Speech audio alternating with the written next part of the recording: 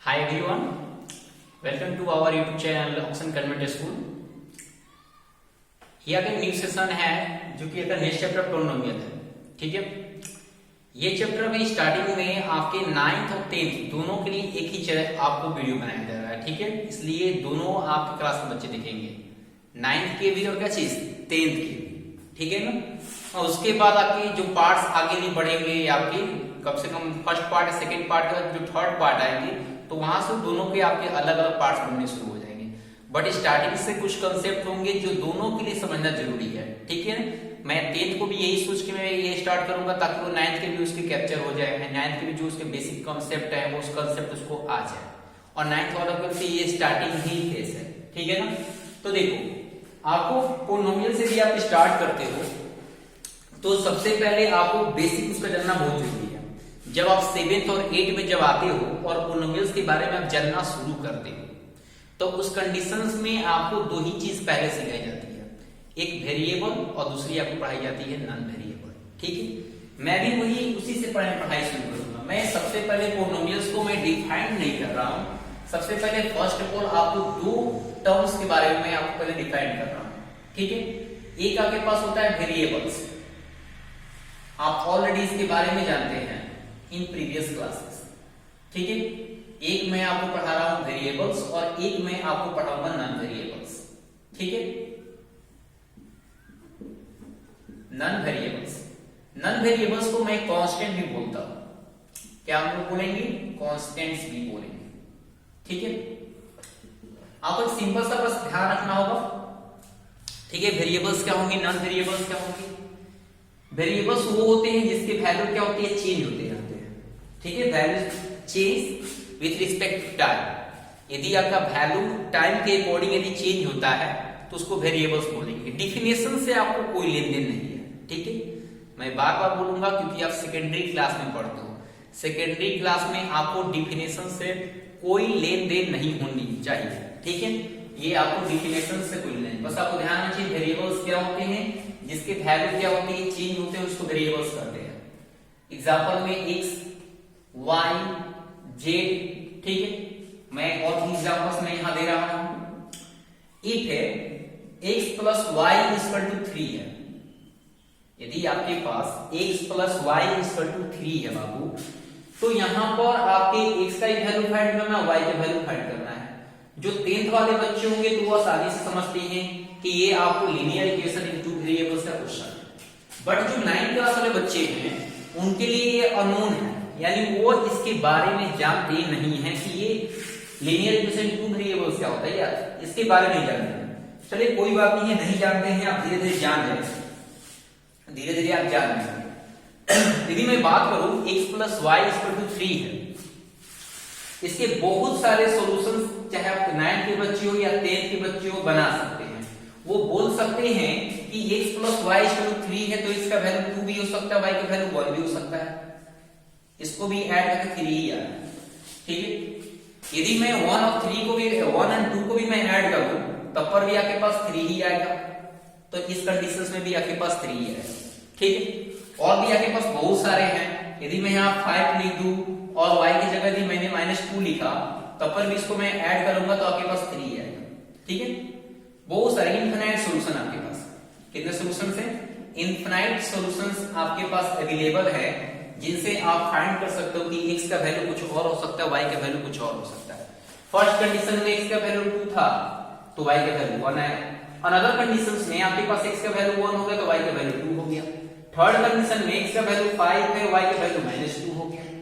तो अलग अलग कंडीशंस में x और y के वैल्यू अलग अलग आ रहे हैं, जिसको हम लोग बोलते हैं कि इनफिनाइट सॉल्यूशन। इनफिनाइट सॉल्यूशंस का मतलब हुआ कि इसके बहुत सारे सॉल्यूशंस हो सकते हैं बाबू। x के भी बहुत सारे वैल्यू आ सकते हैं, y के भी बहुत सारे वैल्यू आ सकते हैं, ठीक है। तो इससे आपको ये मालूम चलता है कि x का वैल्यू क्या कर रहा है, वैरी कर रहा है, ठीक है। वेरिएबल्स वैरी करेगा, यानी उसका वैल्यू क्या करेगा, चेंज करेगा। y का वैल्यू भी वैरी कर रहा है, कभी 1 आ रहा है, कभी 2 आ रहा है, कभी -2 आ रहा है। और भी बहुत सारे हो सकते हैं, फ्रैक्शन में हो सकता है, डेसिमल्स में हो सकता है। तो x और y के वैल्यू दोनों चेंज हो रहे हैं, तो इसलिए इसको हम लोग बोलते हैं वेरिएबल्स, ठीक है, ठीक है। जितने आपके पास इंग्लिश अल्फाबेट मिलेंगे, जितने आपके पास इंग्लिश अल्फाबेट होंगे और English alphabets are variables, alphabets जितने भी आपको पढ़ने को मिलेंगे सारे अल्फाबेट्स आपको वेरिएबल्स में ही हम लोग यूज करेंगे। इसके बाद आपको 10th में पढ़ना हो चाहे 9th में पढ़ना हो, ठीक है। इसके अलावा जो आपको जीरोज पढ़नी होगी, जीरोज का मतलब होता है, आपको आगे बताएंगे जीरोज क्या होती है, ठीक है ना। लेकिन जीरोज का एक मतलब समझ लीजिए, जीरोज का मतलब होता है एक्स का वैल्यू। किसका मतलब? एक्स का वैल्यू। जब निकालते हो ना, ये क्लास में आप पढ़े हुए 9th वाले कि x + 2 = 5 है, दैट इज द x = 3 निकाले हो 8th क्लास वाले, 9th क्लास वाले 8th क्लास में निकाले होंगे कि इधर प्लस उधर गया तो -3 आ गया, ठीक है। इसको बोलते हैं 3 is 0 of x, यानी जो 3 है वो आपका क्या है? x का 0 ही है, यानी मतलब एक तरह का मतलब x का वैल्यू आ रहा है, ठीक है ना, तो 0 जाएगा। लेकिन वेरिएबल्स में आपको 0 का फॉर्म ही पढ़ना है, ठीक है। उसमें आपको पढ़ना है, एक तो अल्फा पढ़ना है, ये अल्फा का साइन है, 9th वाले भी ध्यान रखेंगे, ये अल्फा का साइन है। उसके अलावा आपको पढ़ना है बीटा, उसके अलावा फिर आपको पढ़ना है गामा, ठीक है। ये 3 आपके पास ऐसे आपके पास लेटर्स पढ़ने हैं जो आपको 10th क्लास में आपको यूज किया जाएगा।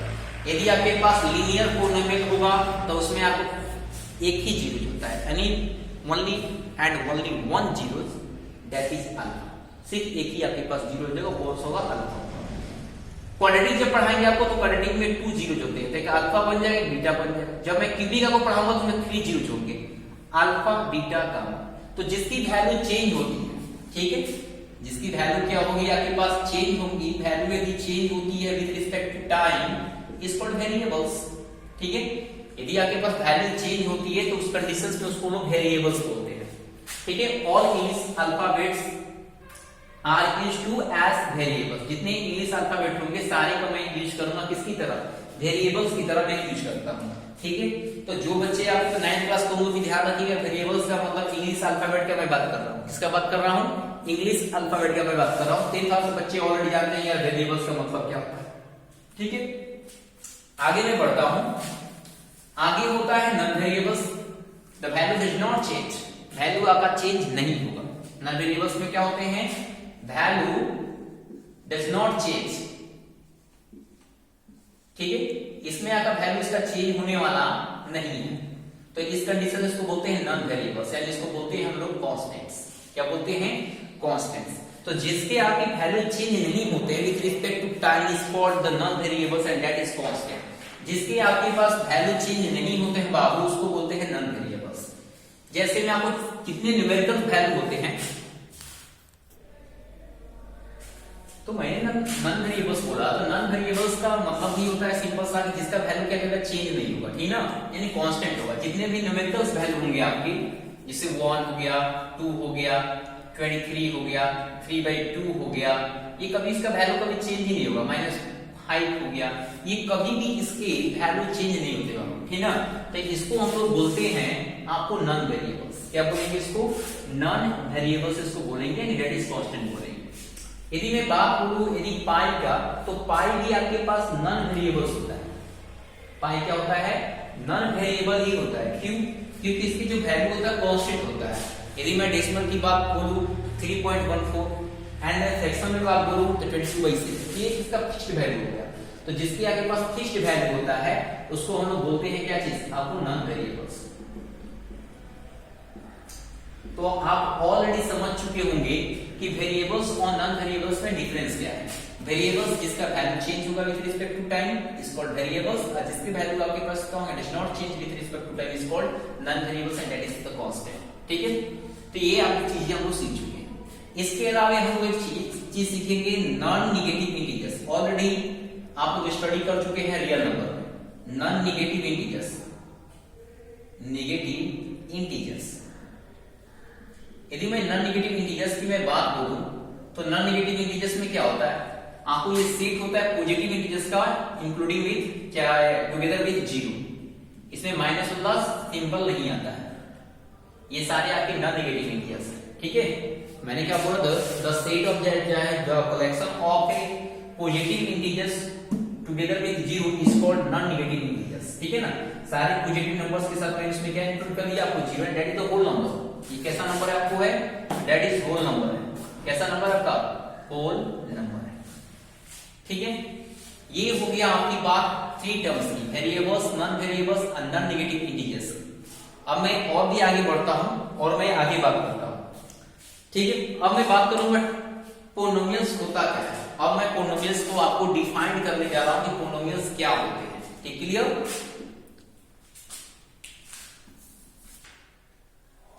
अब मैं आपको पोलिनोमियल्स को मैं डिफाइन कर रहा हूं। ये पोलिनोमियल्स को आप लोग डिफाइन कैसे करोगे, तो पोलिनोमियल्स आगे टू टर्म्स पर डिफाइन होता है, ठीक है। पोलिनोमियल्स को यदि मैं डिफाइन करूं तो टू टर्म्स पर आपको पोलिनोमियल्स डिफाइन होता है।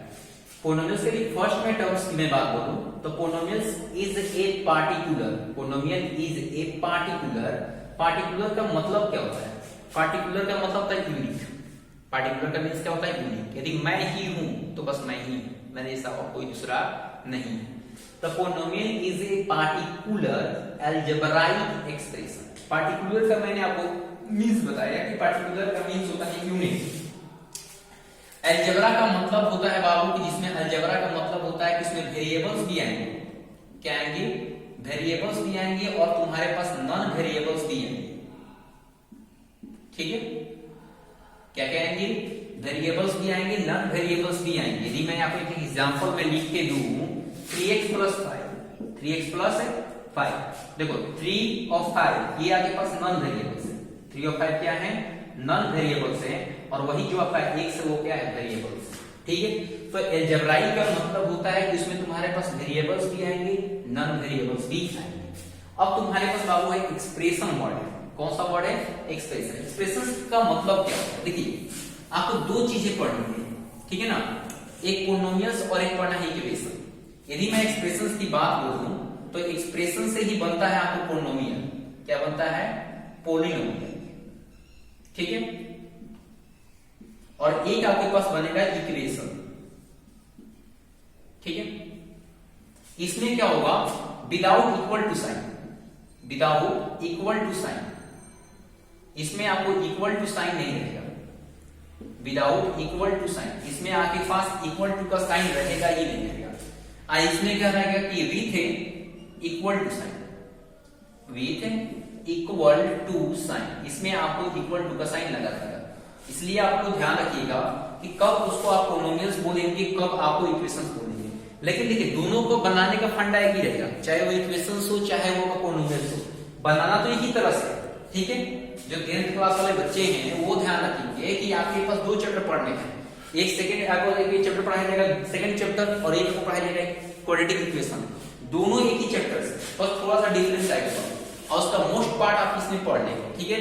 तो एक्सप्रेशन यानी पोलिनोमियल्स कब कहेंगे, जब उसमें इक्वल टू का साइन नहीं लगा रहेगा तब। इक्वेशंस कब बोलेंगे, जब उसमें इक्वल टू का साइन लगा रहेगा तब। जैसे आपको 2x + 3 है तो ये आपके पास पोलिनोमियल है, ये आपके पास क्या है, पोलिनोमियल है। लेकिन वही आपके पास 2x + 3 = 0 लग जाए तो इस कंडीशंस में ये क्या बन जाएगा, इक्वेशन बन जाएगा।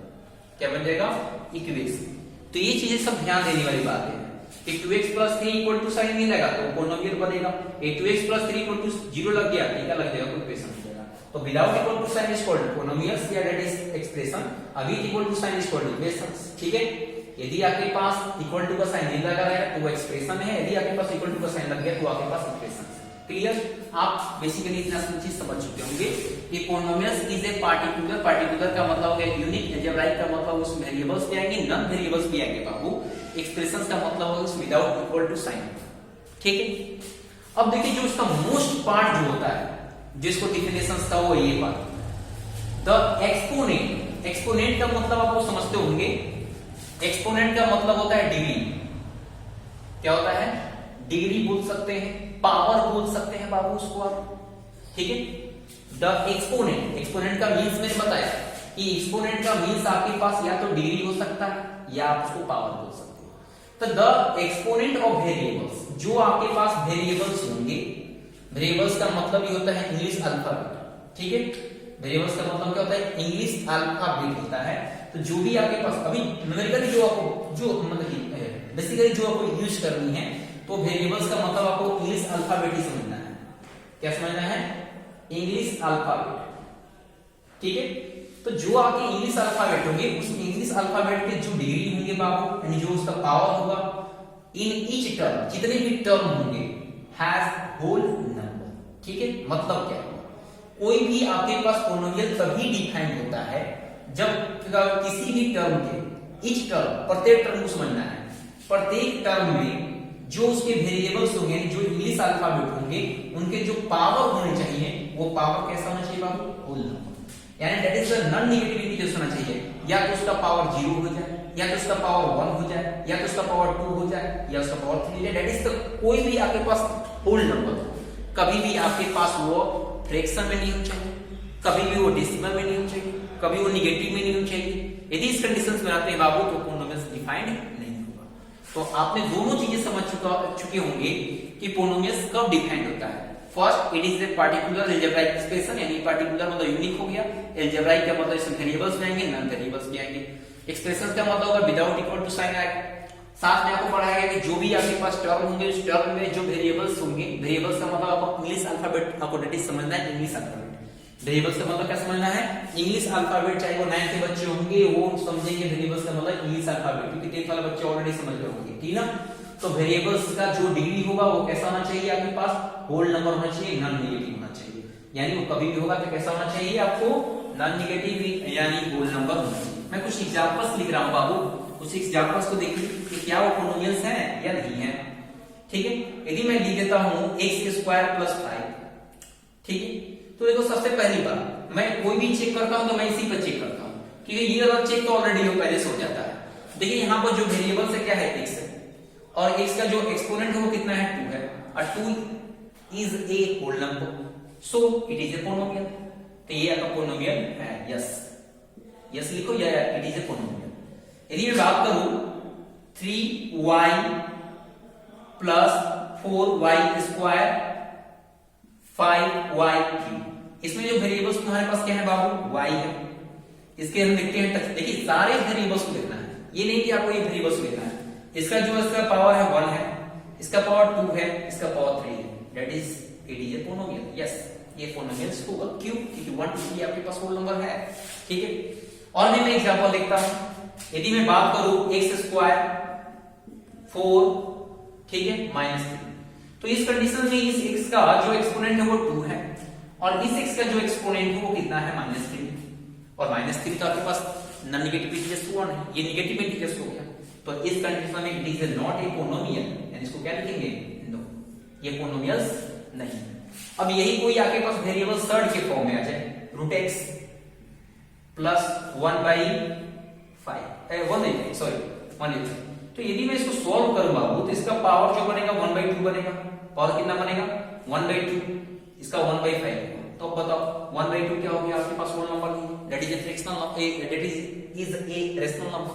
ये क्या है? तुम्हारे पास रेशनल नंबर है, सो it is not A polynomial, ये भी आपके पास पोलिनोमियल नहीं होगा। तो मैंने क्या क्या चीजें बताई कि यदि कोई भी आपके पास वेरिएबल्स सर्ड के फॉर्म में, किस फॉर्म में हो? सर्ड के फॉर्म में हो, तब पर भी वो आपके पास पोलिनोमियल डिफाइंड नहीं होगा। यदि कोई आपके पास वेरिएबल्स डिनोमिनेटर के फॉर्म में हो, एग्जांपल मैं इसमें देख लेता हूं, ठीक है, बहुत आपके पास मोस्ट इंपोर्टेंट एग्जांपल्स है आपके फॉर एग्जामिनेशन।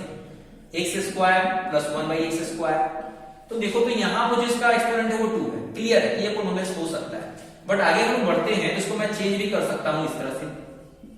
आप 8वीं क्लास में पढ़े होंगे कि पावर ऊपर जाता है एक्सपोनेंट तो क्या होता है? माइनस में। तो यहां पर 2 आपका प्लस में है, यानी पॉजिटिव इंटीजर्स है, लेकिन ये आपके पास क्या हो गया? नेगेटिव इंटीजर्स हो गया, सो it is not A polynomial, ये आपके पास पोलिनोमियल नहीं। तो आप ऑलरेडी समझ चुके होंगे कौन सा पोलिनोमियल डिफाइंड होता है, कौन सा पोलिनोमियल डिफाइंड नहीं होता है, ठीक है।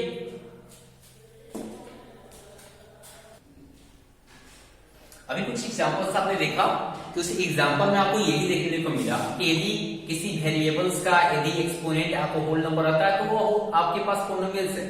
बट यदि कोई भी आपके पास वेरिएबल्स, मैंने वही चीज लिखा है, ठीक है, ध्यान रखिएगा। इफ ए वेरिएबल्स का मतलब मैं बार बार मैं बोल रहा हूं, क्या होगा? इंग्लिश अल्फाबेट, 9th क्लास वाले ये समझेंगे, ठीक है, इंग्लिश अल्फाबेट की मैं बात बोल रहा हूं, ठीक ना। इफ ए वेरिएबल, यदि कोई भी आपके पास variables has a negative exponent, यदि किसी वेरिएबल का यदि एक्सपोनेंट नेगेटिव हो तो उस कंडीशंस में वो पोलिनोमियल डिफाइन नहीं होता है। एज एग्जांपल 3x² + 4x⁻³ देखिए यहां पर इसका जो एक्सपोनेंट है वो 2 है, और यहां पर जो एक्सपोनेंट है -3 है, तो इस कंडीशंस में ये पोलिनोमियल होने वाला नहीं है, ठीक, क्लियर।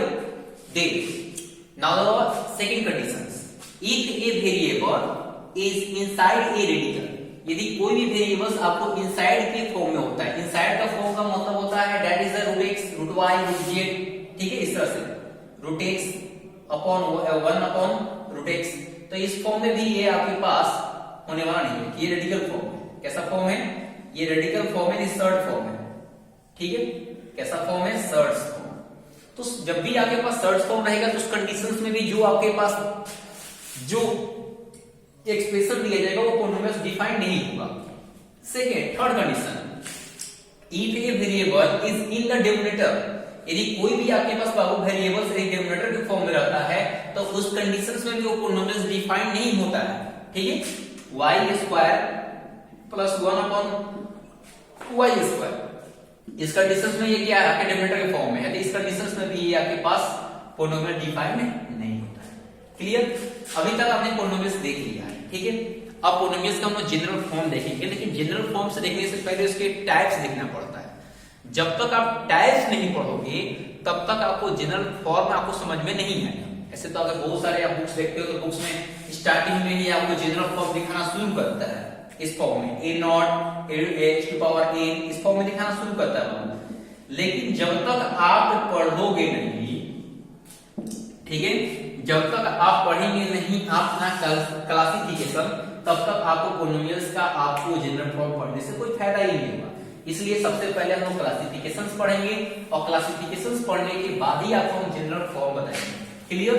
तो आज का ध्यान रखिएगा, ये if a variable has a negative exponent या is inside a radical is in the denominator then it is not a polynomial. यदि कोई आपके पास वेरिएबल्स का नेगेटिव एक्सपोनेंट रहता है उसका, या रेडिकल के फॉर्म में रहता है, या उसका डिनोमिनेटर के फॉर्म में रहता है, तो कभी भी आपके पास पॉलिनोमियल डिफाइन नहीं होता है, ठीक है। हम लोग आगे चलते हैं।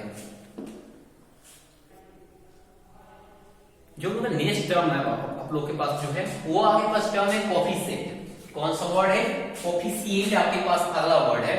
ये जो कोफिशिएंट वर्ड है वो वर्ड पहले बना कैसे, ठीक है। सबसे पहले मैं कोफिशिएंट वर्ड को मैं आपको एक्सप्लेन कर रहा हूं कि ये वर्ड कैसे बना, ठीक है। तो कोफिशिएंट आपको इस वर्ड से बना है कोएफिशिएंट, ठीक ना, कोएफिशिएंट होता है। इस कोफिशिएंट का ये आपके पास ग्रीक लेटर का इस वर्ड से ही आपको वर्ड बना है। कौन सा? कोफिशिएंट बना है। तो कोफिशिएंट आपको किस ग्रीक वर्ड से बना है?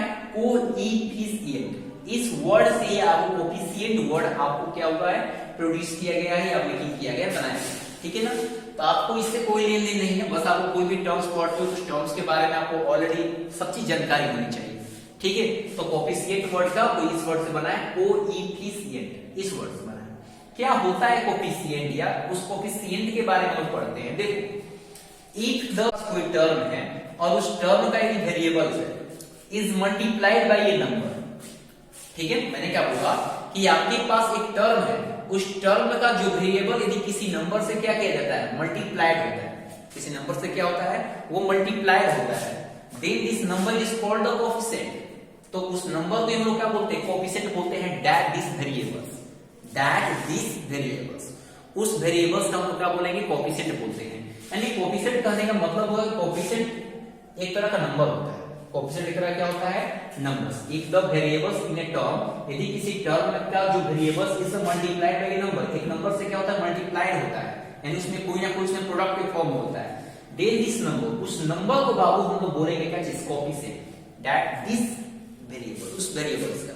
यदि मैं बात करूं कि आपके पास कोई भी एक पॉलिनोमियल्स है, ठीक है, जो आपके पास क्वेश्चन से निकलते हैं, उसी क्वेश्चंस को मैंने पहले बनाया, ठीक है।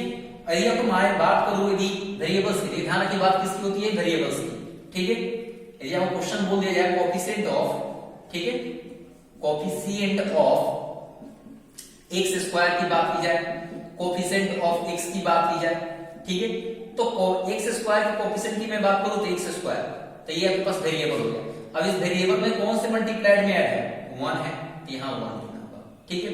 यदि मैं x की मैं बात बोलूं तो x के मल्टीप्लाइड में कौन है? 3 है, तो ये 3 हो जाएगा। सिमिलरली यदि मैं अदर एग्जांपल लूं, पाई x स्क्वायर 3x प्लस 5, यदि मैं यहां बात करूं कोफिशिएंट ऑफ x स्क्वायर या कोफिशिएंट ऑफ, ठीक है, कोफिशिएंट ऑफ x, यदि मैं एक्स स्क्वायर के कोफिशिएंट की मैं बात करूं तो देखो वेरिएबल्स के मल्टीप्लाई में कौन सा है पाई, तो पाई हो जाएगा। यदि मैं एक्स की बात बोलूं तो एक्स के साथ कौन है -3, तो -3 होता है। आप इस तरह सॉल्व करते हैं। और भी क्वेश्चन आपके पास दिए रहेंगे 3x - 5 इस तरह से क्वेश्चन दे दिया जाए और आपसे क्वेश्चन पूछा जाए कि find the coefficient of x square के कोफिशिएंट की आप बात करो, तो इसमें आप क्वेश्चंस में देखो कि आपके पास अवेलेबल क्या है 3x - 5 है, इसमें तो एक्स स्क्वायर आपके पास अवेलेबल नहीं है। तो जो चीज अवेलेबल नहीं होती है और उस चीज के बारे में बात की जाए तो उसका क्या होता है, वो यदि अवेलेबल नहीं है तो उसका कोफिशिएंट 0 कर देते हैं। ठीक है, तो कोफिशिएंट ऑफ एक्स स्क्वायर कितना हो जाएगा 0, क्योंकि मेरे पास एक्स स्क्वायर कोफिशिएंट अवेलेबल है ही नहीं है। एक्स की मैं बात करूं तो कितना हो जाएगा 3, तो ऑलरेडी आप कोफिशिएंट समझ चुके हैं कोफिशिएंट होता क्या है। तो बस वेरिएबल्स में जो नंबर आपको मल्टीप्लाइड किया जाता है उस नंबर को ही कोफिशिएंट बोलेंगे, दैट दिस वेरिएबल्स, उस वेरिएबल से कोफिशिएंट के बारे में बात करूंगा। अगला समीकरण पढ़ते हैं। अगला समीकरण मेरे पास क्या है, और नेक्स्ट आपका टर्म है डिग्री।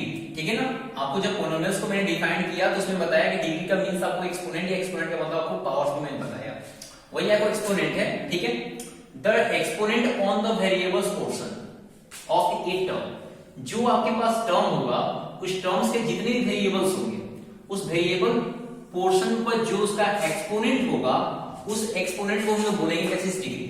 ठीक है ना, मैंने क्या बोला डिग्री किसको बोलेंगे, क्योंकि देखिए क्वेश्चंस आपके आते हैं फाइंड डिग्री। ठीक है, मैक्सिमम फाइंड डिग्री आपको फाइंड करना होता है कि मैक्सिमम डिग्री क्या होगी 9th क्लास के लिए। ठीक है, 10th वाले बच्चों को ये सब नहीं आता है। ठीक है, ये टर्म यदि कोई भी आपके पास एक टर्म है उस टर्म का जो भी वेरिएबल पोर्शन होगा उस वेरिएबल पोर्शन के जो भी एक्सपोनेंट होंगे वही उसका कहलाता है क्या डिग्री। ठीक है, आपके पास एग्जांपल मैं लेके चलूं, डेफिनेशन से कोई आपको लेन देन नहीं करना होगा, ये तो मैथ बनाने से मतलब है। ठीक है, आपके प्रीवियस क्लासेस में आपके ये सर बताया भी कि डिग्री होता क्या है। ठीक है, यदि मैं इसकी डिग्री की मैं बात करूं, इसकी जो मैक्सिमम डिग्री होगी, कभी आपको बताना होता है तो मैक्सिमम डिग्री बताना होता है। इसकी मैक्सिमम डिग्री जो होगी वो कितनी होगी 2। क्यों, इस पूरे टर्म में वेरिएबल पोर्शन कौन सा है x, इस वेरिएबल पोर्शन का आप एक्सपोनेंट देखो कितना है 2, तो ये इसकी क्या कहलाएगी मैक्सिमम डिग्री कहलाएगी। अनदर एग्जांपल x की to power 4 3x³ plus 2x, यदि इस क्वेश्चन का आपको मैक्सिमम डिग्री फाइंड करना होगा, find the maximum degree of this polynomial. ठीक है, इस पोलिनोमियल्स का आपको मैक्सिमम डिग्री फाइंड करना है, तो मैक्सिमम डिग्री कितना होगा, ये भी ध्यान रखिएगा जितनी जिसकी मैक्सिमम डिग्री होगी उसके नंबर ऑफ जीरोज भी उतना ही होता है। ठीक है ना, ये मैं जीरो जब आपको पढ़ाऊंगा तो जीरोज में ये बात मैं बोलूंगा कि नंबर ऑफ डिग्रीज आपको इक्वल होता है number of the number of maximum zeros. ठीक है ना, जो भी आपकी डिग्री की जो काउंटिंग होती है वो आपको इक्वल होती है किसके, उसके जीरोज के इक्वल होती है। तो ये भी आपको ध्यान रखना होगा, अगले टर्म में मैं आपको जीरो जब पढ़ाऊंगा तो जीरोज में आपको ध्यान रखना होगा। ये डिग्री की बात थी।